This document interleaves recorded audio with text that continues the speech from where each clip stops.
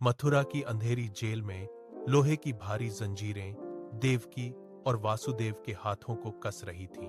बाहर कंस के क्रूर सिपाही कड़ी निगरानी में पहरा दे रहे थे। देवकी और वासुदेव ठंडे पत्थर के फर्श पर बैठे उस पल का इंतजार कर रहे थे जिसने कंस की रातों की नींद उड़ा दी थी। आकाशवाणी ने पहले ही कंस को सावधान कर दिया था।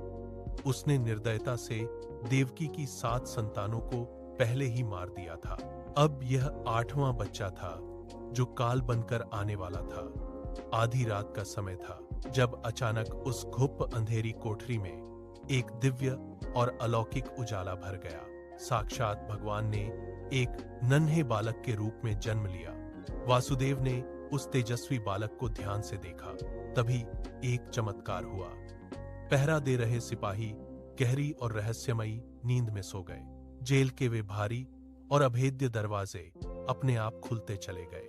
वासुदेव ने बिना देरी किए बालक को एक बांस की टोकरी में रखा। ममतामयी देवकी ने अपने आंचल का एक टुकड़ा फाड़कर बड़ी कोमलता से अपने लाल को ढका। वासुदेव ने टोकरी को अपने सिर पर उठाया और कारागार की दीवारों से बाहर निकल पड़े। बाहर मूसलाधार बारिश हो रही थी और यमुना नदी उफान पर थी। लहरें वासुदेव के घुटनों तक पहुंच गईं, लेकिन उनका विश्वास डगमगाया नहीं। जैसे जैसे वे आगे बढ़े, पानी उनके गले तक पहुंच गया।